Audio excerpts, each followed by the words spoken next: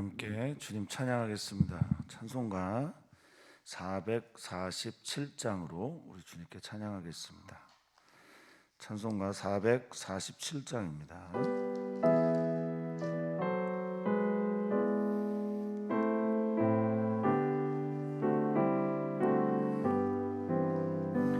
이 세상 끝날까지 주 섬겨 살리니 내 친구 되신 주여 늘 함께 하소서. 주 나와 함께 하면 전쟁도 겁없고 주 나를 인도하면 늘 안심하리라. 나 주를 따를 때 주 약속하신 것 그 영광 중에 모두 이루어 주소서. 나 주의 뒤를 따라 섬기며 살리니 그 크신 은혜 속에 날 인도하소서. 이 세상 온 것이 내 마음을 흔들고 저 악한 원수들이 안팎에 있으나 주 나를 돌보시사 내 방패 되시고 내 옆에 계신 것을 늘 알게 하소서. 저 영광 빛난 곳 주 허락했으니 그 허락하신 곳을 늘 사모합니다. 끝까지 쉬지 주 따라가리니 주 넓은 사랑으로 늘 인도하소서.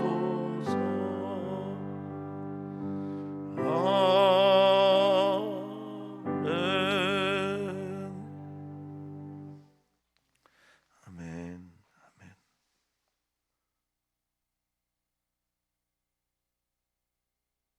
너희는 나를 따라오려거든 말씀하신 주님, 정말 주님을 따르는 삶을 살고 싶고 주님을 따르는 삶이 하나님께서 우리에게 허락하신 가장 행복한 삶임을 믿고 또 알게 해 주시옵소서.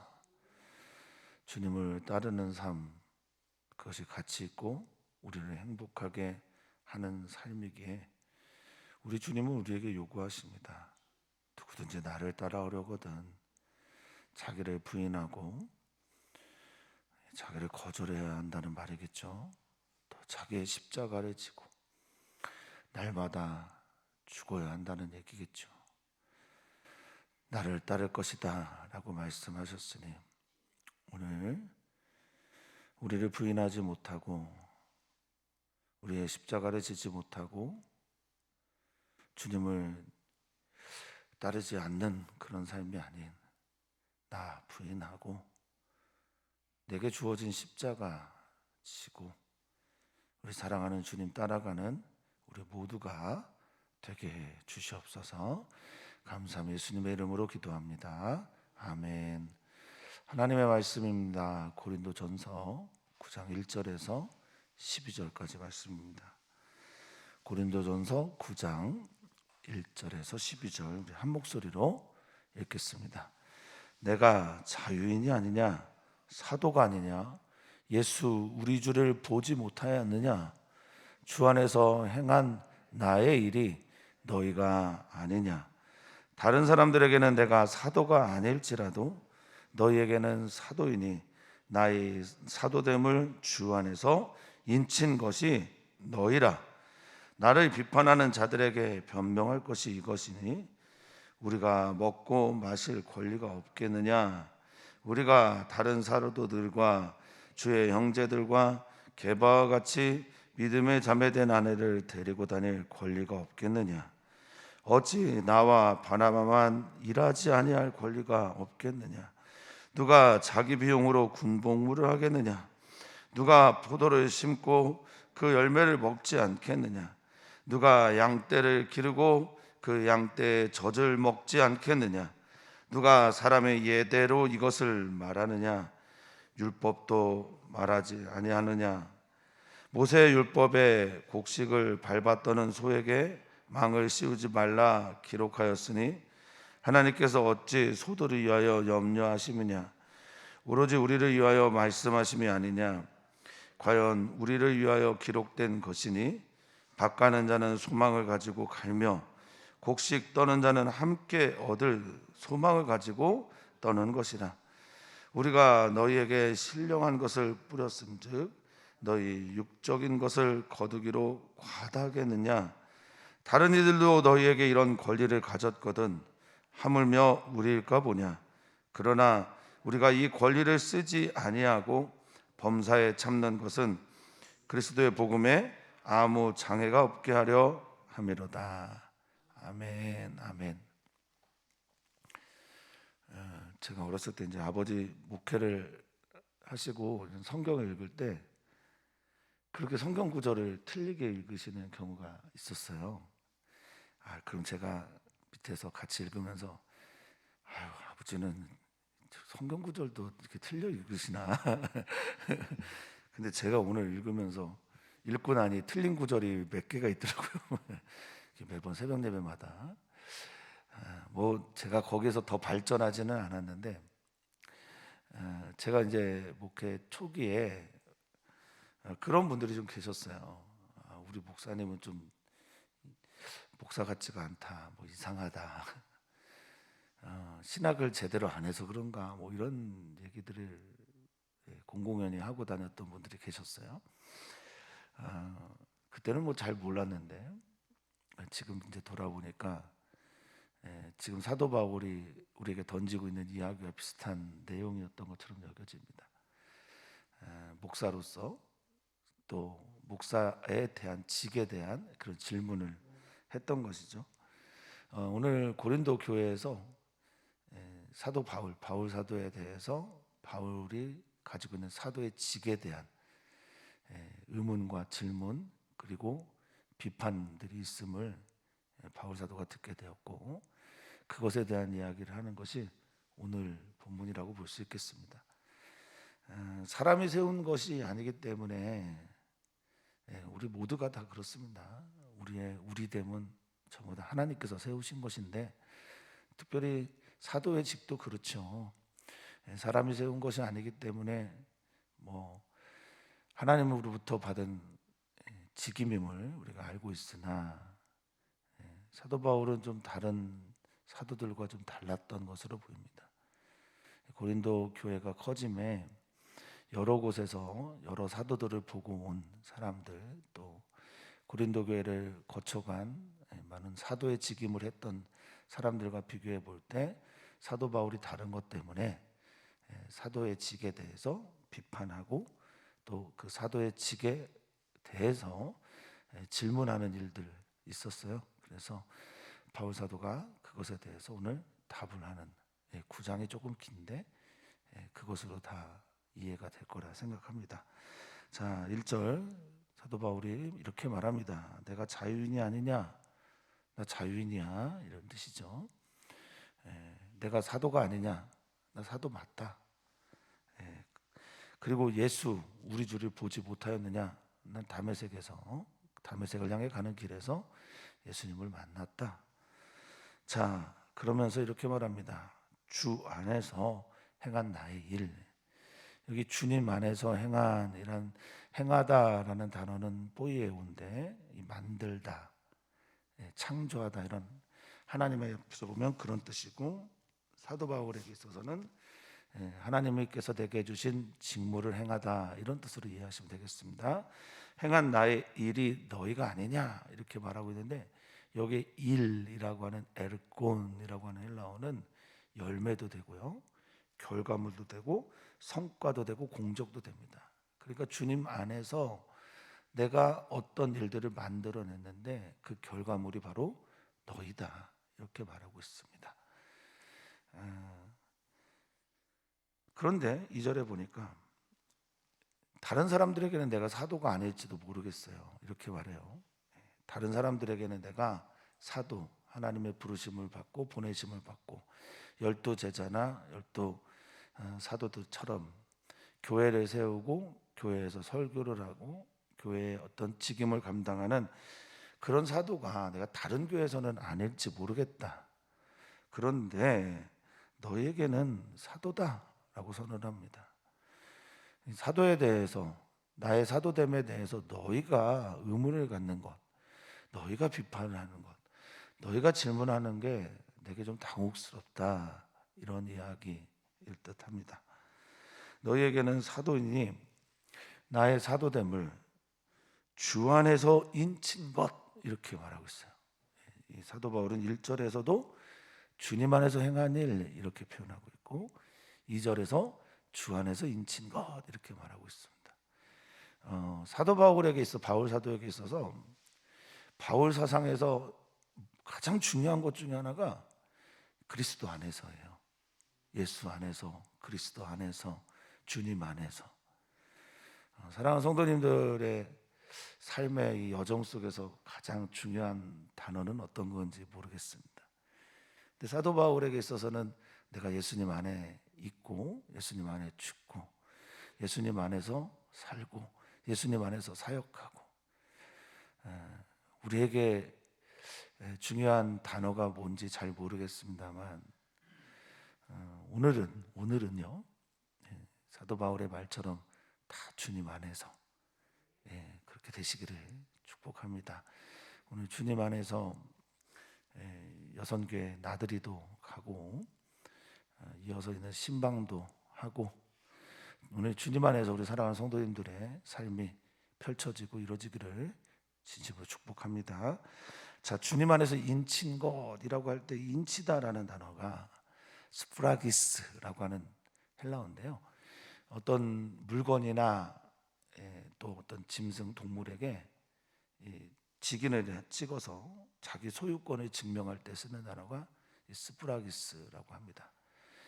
고린도 교회 너희는 내가 주님 안에서 확실하게 도장을 찍고 임봉하고 확신하게 된 너희가 바로 있는데, 너희가 확실한데 어떻게 나한테 사도냐 아니냐 이런 걸 물을 수 있겠냐. 뭐 뒷말을 하나 덧붙이면 나 삐졌어 뭐 이 정도 될까요? 나 이해가 안 된다 이런 말도 될 수 있겠죠. 네, 사람이 시각이 멀어지잖아요. 사람이 멀어지면 아웃 오브 사이트, 눈에서 멀어지면 아웃 오브 마인드, 마음도 멀어지게 되는 법이라 그럴 수도 있겠다 싶기도 합니다. 자, 이제 내가 나를 비판하는 사람들에게 변명할 거야 이렇게 이제 3절 시작을 합니다. 사도 바울에게 비판했던 그 내용들이 뭔지 또 볼 수 있을 것처럼 여겨집니다. 자, 여기 비판하다라고 하는 아나크리노라는 단어는 법정 용어입니다. 그러니까 검사가 죄를 지적할 때 쓰는, 정죄하고 비판하고 또 판단하는 이런 것들이 아나크리노죠. 법정에서 비판함. 그러면 이 변명은 당연히 법정에서 쓰는 용어겠죠. 변호하다라는 말을 가지고는 아폴로기아라는 말이에요. 그러니까 비판하고 나는 변호하고 답변하는 그런 형식으로 내가 대답할 거다라고 말합니다. 그러니까 변명이라고 하면 좀 왠지 좀 구차하죠. 그런데 변명이라보다는 내가 하나님의 뜻 또 하나님께서 부르신 그것을 따라 내가 나를 변호하겠소라고 말하는 게 더 적절하다고 보겠습니다. 자, 그래서 말씀합니다. 4절부터 우리가 먹고 마실 권리가 없겠느냐. 이것에 대해서 사람들은 이제 성경학자들 의견 두 가지로 나뉘는데, 하나는 교회에서 지원을 해서 내가 먹고 마실 권리, 나의 삶을 교회에서 지원을 해서 얻게 되는 그런 권리인지, 아니면 이제 8장에 우리가 계속해서 얘기했던 우상의 재물에 대해서 먹고 마실 권리와 자유인지, 이건 뭐 정확하지 않은데 아마도 뭐 자유롭게 먹고 마실 권리 이쪽에 가깝지 않을까 싶긴 합니다. 자, 이 권리라고 했던 엑수시아라고 하는 이 권리는 권위도 되고 또 그 가지고 있는 특권 또 힘, 권력도 되기도 하고요. 그리고 8장에서는 자유로 번역하게 됐습니다. 우리가. 그러니까 지금 여기서 난 자유롭게 먹고 마실 수 있어. 그런데 나 절제하고 있다. 이 얘기를 하고 있는 거예요. 두 번째 5절. 우리가 이제 이게 비판거리예요. 예. 저 사람들 이렇게 먹는 것에 마시는 것에 이렇게 절제했지? 사도 바울이 말하지 않습니까? 내가 고기 먹는 것 때문에 한 사람이라도 실족하면 나는 영원히 고기를 먹지 않는 거다. 그 정도로 절제를 하는 금욕주의자처럼 절제를 한 것 때문에 비판을 했고, 또 5절에 보니까 우리가 다른 사도들과 주의 형제들과 같이, 특별히 베드로, 게바처럼 믿음의 자매된 아내를 데리고 다닐 권리가 없겠느냐. 이 권리는 역시 자유로도 해석이 가능하죠. 그러니까 자기들은 결혼 안 한 거예요. 바울과 바나바는 독신으로 이 사역을 했던 거죠. 그러니까 그것도 비판거리가 된 거예요. 그러니까 사람이 누군가를 비판하고 비난하려고 하면 말도 안 되는 거 가지고 비판하고 비난합니다. 그리고 그 사람에게 직접 묻지도 않아요. 뒤에서 말하죠. 뒷담화를 하죠. 이게 특히 이제 교회 안에서 이런 일들이 많이 일어납니다. 내가 가지고 있는 이해할 수 없는 것들이 있으면 당사자에게 직접 와서 말하는 게 좋죠. 괜히 뒤에 있는 분들에게 나중에 듣게 되면 그 당사자 굉장히 불편하죠. 저도 아까 서두에 말씀했던 그분은 직접 와서 얘기하지 않고 다른 분들 통해서 들었던 얘기이기 때문에 더 이해가 되지 않더라고요. 어찌됐든 결혼할 권리, 믿음의 자매된 아내와 같이 다닐 권리, 나 당연히 있다. 그런데 이게 비판거리냐? 이걸 포기한 게 너희가 하는 비판거리냐? 6절입니다. 어찌 나와 바나바만 일하지 아니할 권리가 없겠느냐? 이것은 여기 일하다라는, 또 일하지 아니할 권리라고 하는 이 말은 성도들이 헌금을 통해서 또는 성도들의 헌신을 통해서 헌물을 통해서 그것으로 이제 살 수 있는 권리, 이걸 말하는 거죠. 다 알고 계시겠지만 사도 바울은 텐트를 만드는 직업을 하면서 여행을 했고, 그 직업을 가지고 여행을 하면서 복음을 전했던 사람입니다. 나도 일하지 아니할 권리가 있어. 근데 일하지 아니할 권리를 포기했다고 해서 너희가 지금 비판하고 있는 거예요. 다른 사도들과 다르다. 이 사람은 풀타임 사역자가 아니다. 뭐 이런 식으로 비판을 했다는 겁니다. 나 이해가 안 된다. 7절. 누가 자기 비용으로 군복무를 하겠냐. 이제 여기서 나온 말이 이제 자비량 선교예요. 자기 비용 선교. 옵소 니오이스라고 하는 이 자비량, 자기 비용, 이 말은 옵소는 내 양식입니다. 그리고 오네온마이라고 하는 단어는 구입하다예요. 그러니까 내 먹을 걸 내가 구입하는, 내가 스스로 사고 내가 스스로 그것들을 다 해소하는 그런 일들을 사도 바울이 해왔던 것으로 보여집니다. 그러니까 자기 비용으로 군복무를 내는 사람이 어디 있습니까? 누군가가 당연히 내줘야 되겠죠. 그를 군인으로 부른 사람이 내는 게 당연한 건데, 나는 이 당연하지 않은 걸 주님을 위해서 주님 안에서 했기 때문에 비판을 받고 있다라는 겁니다. 제가 이제 이 글을 읽으면서요, 사도 바울을 사도의 직에 대해서 비판한 사람은 과연 성도들일까? 이런 생각을 좀 하게 됐습니다. 과연 성도들이었을까? 아니었을 것 같아요. 그냥 제 느낌입니다. 다른 사도가 아니었을까? 그렇게 생각하게 되겠습니다. 그냥 문장의 흐름이 그렇습니다. 누가 포도를 심고 그 열매를 먹지 않겠느냐? 당연히 내가 포도를 심었으니 그 열매를 바라는 것 당연하다. 양떼를 기르면서 양떼에게서 나오는 젖을 구하지 않는 사람이 어디 있겠느냐? 난 당연한 걸 지금 포기한 거다. 당연히 받아야 될 것들, 얻어야 될 것들을 내려놨다. 주님을 따르면서 자기 자신을 부인하는 삶을 살아냈다라고 말을 하고 있습니다. 근데 그것 때문에 사도 바울이 비판을 받고 있고, 사도 바울이 그것 때문에 또 지금 변명을 하고 있는 겁니다. 원래 칭찬을 받아야 되는 것 아닌가요? 근데 성도님도 어떠세요? 신앙생활 하다가 당연히 마땅히 하나님께 칭찬받아야 되는 일인데 사람들에게 비난받고 비판을 당한 경험 있지 않으십니까? 그 가장 대표적인 분이 예수님 아니겠어요? 그런 일을 경험하시면 내가 예수님 많이 닮아가고 있구나. 지금 바울 사도도 그런 것처럼 말이죠. 내가 예수님 따라가는 삶을 살고 있구나. 이렇게 여기시면 어떨까요? 자, 사도 바울은 계속 얘기합니다. 내가 이 말을 이 사람의 예대로라고 할 때 이 예대로라는 게 전치사 하나로 처리를 했는데 그게 카타라는 거예요. 뭐뭐를 따라서, 뭐뭐에 의해서. 우리가 읽고 있는 이제 마태, 마가, 누가복음, 요한복음 다 카타라는 단어를 써서 이걸 표현합니다. 유한겔리온, 카타, 마테오스 이런 식입니다.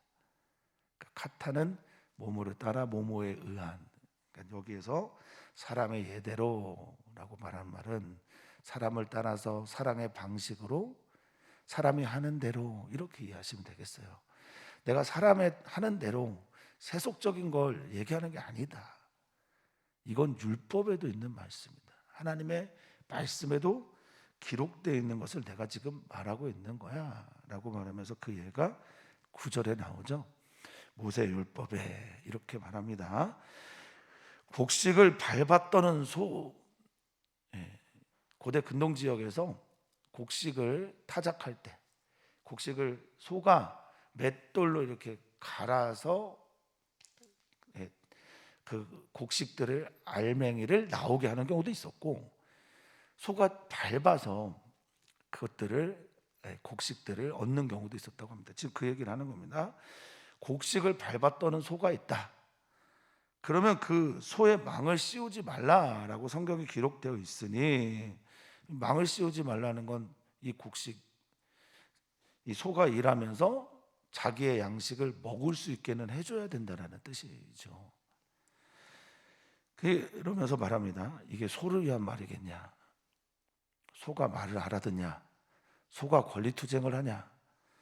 그래서 9절에 보면 하나님께서 어찌 이게 소들을 위한 말이겠냐라고 말을 합니다. 이 염려하다라고 하는 이 말, 멜로라는 헬라어예요. 멜로는 염려하다도 있겠지만 대체로는 관심을 갖다. 소를 염려하고 상관하고 관심을 가져서 그렇게 말한 게 아니지 않겠냐. 물론 하나님은 소도 사랑하십니다. 아니라고 생각하시는 건 아니겠죠. 하나님은 소도 돌보십니다. 참새 2마리가 하나사려온에 팔리는 게 아니냐. 우리 주님이, 하나님이 허락하지 않으면 너희 절대 잡을 수 없어 말씀하신 것처럼 하나님은 이 지구를, 이 우주를 지으신 분이고 이 우주를 사랑하시고 돌보시는 분이 맞습니다. 그런데 이 글을 기록한 것은 소가 알아듣는 게 아니라 당연히 사람이 알아듣는 말이기 때문에 소를 위하여 기록된 게 아니라 사람을 사랑해서 기록된 말씀이다라는 거죠. 오로지 우리를 위하여 말씀하신 건데, 그러면 이게 무슨 뜻이냐라고 할 때 사도 바울은 이렇게 말합니다. 밭 가는 자는 소망을 가지고 간다. 무슨 일을 소망을 가지고 무슨 소망을 가지고 밭을 갈겠습니까? 당연히 그곳에서 나오는 곡식들, 그곳에서 나오는 열매들을 바라면서 밭을 가는 것 아니겠을까요? 이 소망이라고 하는 엘피스라는 단어는 그래서 기다림이란 단어와 같습니다. 뜻이 같아요. 기대도 엘피스를 씁니다. 그리고 가끔 말씀을 드리지만 히브리인들에게 있어서 소망이라는 단어는 강한 믿음의 발로예요. 그러니까 내가 믿음이 강해지면 소망은 저절로 생기는 겁니다. 그래서 소망이란 단어는 구약 성경에서는 내가 강한 믿음을 가지고 있을 때 생긴 것이기 때문에 소망 이꼴 강한 믿음 이렇게 되기도 합니다. 그러니까 우리가 소망이 커지려면 믿음이 커져야 된다는 얘기입니다. 믿음, 소망, 사랑 이것 그래서 항상 같이 있는 겁니다. 자, 함께 또한 말합니다. 곡식을 떠는 자에 타작한다는 얘기죠. 곡식을 타작하는 사람은 당연히 얻을 소망을 가지고 산다라고 말합니다. 사랑하는 성도님들이 주님의 길을 걸어가시잖아요. 어떤 열매, 어떤 면류관, 어떤 소망을 바라시면서 이 길을 걸어가십니까? 믿음이 이제 바라는 것들의 실상이잖아요. 사도 바울은 그 믿음이, 그 바람이 같이 연결이 돼 있어요. 내가 이렇게 사는 이유, 내가 내 권리를 포기하면서 살아가는 이유, 내가 이렇게 달려갈 길에 달려가는 이유, 사랑하는 성도님들에게는 그 이유가 무엇일까요? 오늘 다시 한번 그것을 찾는, 그것을 다시 한번 내 마음에 새기는, 떠올리는 은혜의 시간 되시기를 진심으로 축복합니다. 정말 그러셨으면 좋겠어요. 내가 왜 이 길을 걸어가는가? 나는 왜 목사가 되었는가? 나는 왜 이런 직임의 길을 가야 되는가? 나는 왜 엄마, 또 나는 왜 아빠로서 이렇게 기도하고 그들을 위해 눈물을 흘려야 되는가? 자, 사도 바울이 이렇게 말합니다. 곡식 떠는 자, 밭을 가는 자, 그들이 가지고 있는 소망이 있는 것처럼 나도 일을 했다. 나는 어떤 일을 했냐? 11절에 말합니다. 우리가 너희에게 신령한 것을 뿌렸다라고 말합니다. 신령하다라고 하는 건 영적인 푸니마티코스라고 하는 영적인 것, 하나님의 말씀과 관계된 것이고 복음과 관련된 것이고 성령과 관계된 것이겠죠. 그것들을 너에게 뿌렸다라고 말하는데, 이 스페로라고 하는 뿌리다라는 단어는요, 심다라는 뜻과 심다라는 단어로 더 많이 쓰이죠. 그래서 뿌리다라는 게 이제 그들의 농사법 때문에 뿌리다가 된 거죠. 사실은 이게 뿌리다라는 의미는 심었다라는 뜻에 가깝습니다. 그리고 이 스페이로라는 단어는 그래서 흩어지다라는 뜻도 되죠. 막 뿌려대니까. 자, 심었습니다. 나는 거룩한 것을, 영적인 것을 너에게 심었다. 하나님과 관계된 것이니까. 사랑하는 성도님들이 눈물을 흘리며 뿌리는 씨앗들 있죠. 오늘도 기도하러 오셨으니 이게 다 심고 뿌리는 것 아니겠습니까? 이렇게 하셨고 나는 그것을 했고, 그리고 너희에게 이 육적인 것을 거둔 게, 너희에게 요구하는 이 육적인 열매들, 내가 요구하는 이 권리들, 내가 말하는 이 자유함들, 이게 결코 과다할 수 없는 것은 내가 너희들에게 심은 것의 가치가 어마어마하기 때문에 그렇다는 겁니다. 그럼에도 불구하고 사도 바울은 이런 권리를 가졌음에도 불구하고 이걸 누리려고 하지 않습니다. 요구하지 않습니다. 그 이유가 12절에 쓰였어요. 다른 이들도 너에게 이런 권리를 가졌거든 하물며 우리일까 보냐? 우리는 더 많은 권리를 가지고 있다는 거죠. 더 많은 자유와 누릴 수 있는 것들이 있다라는 겁니다. 자, 12절 그러나 이후 같이 한번 읽어봤으면 좋겠던 것은, 사랑하는 성도님들은 오늘 예수님을 위해서, 주님을 위해서 어떤 거를, 복음을 위해서 참고 있는지 한번 마음에 새기면서 이 말씀을 읽었으면 좋겠어요. 그러나부터 읽습니다. 그러나 우리가 이 권리를 쓰지 아니하고 범사에 참는 것은 그리스도의 복음에 아무 장애가 없게 하려 함이로다. 아멘.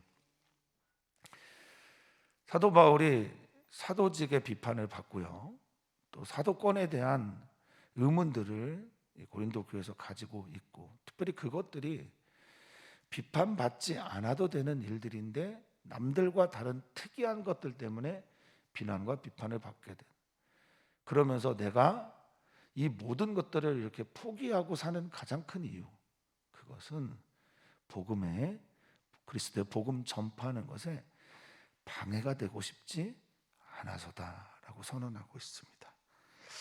이 장애라고 하는 앵커페라고 하는 말은요, 괴롭히다, 방해를 하다, 방해물이 되다, 방해물, 이런 뜻도 됩니다.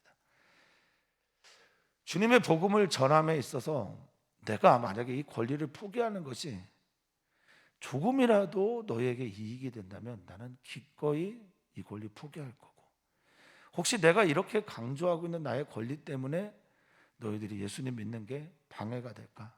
내가 지금도 참고 있는 거다라고 말하고 있습니다. 이 참다라고 하는 스테코라고 하는 헬라어는 덮어주다라는 뜻이 더 강합니다. 그냥 내가 참고 이 모든 것들을 그냥 덮어놓고 있다, 견디며 비밀을 지키고 있다라고 말하고 있습니다. 당연히 우리들이 하는 이 모든 일들이 주님을 위한 것이리라 믿습니다. 주님을 향한 것이고 주님 안에서 이루어지는 것이라 믿습니다. 기도도 그렇고 예배도, 헌금도, 헌물도, 나의 헌신도, 이 당연한 것이 다시 한번 당연한 것인지 점검하는 우리들이 되었으면 좋겠어요. 이 당연하다는 게 뭡니까? 정말 주님을 위한 것인가?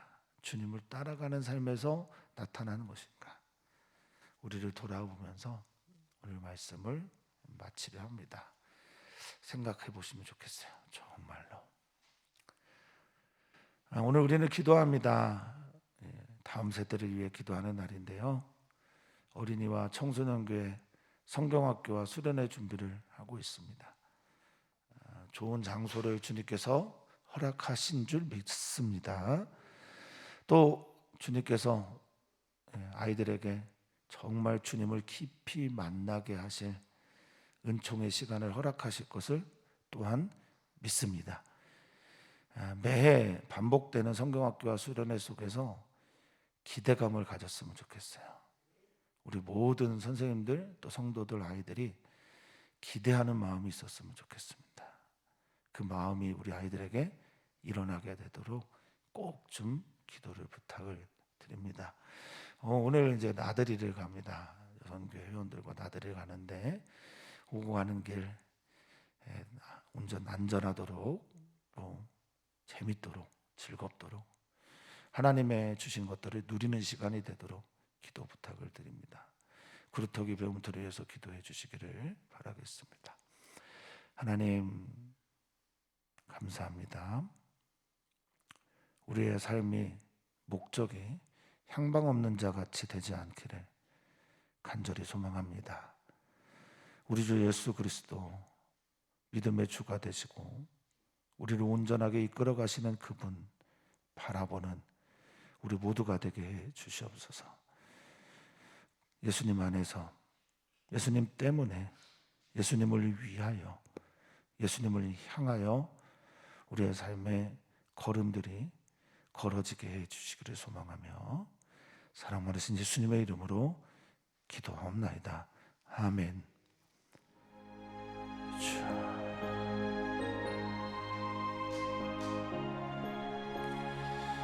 오 주님,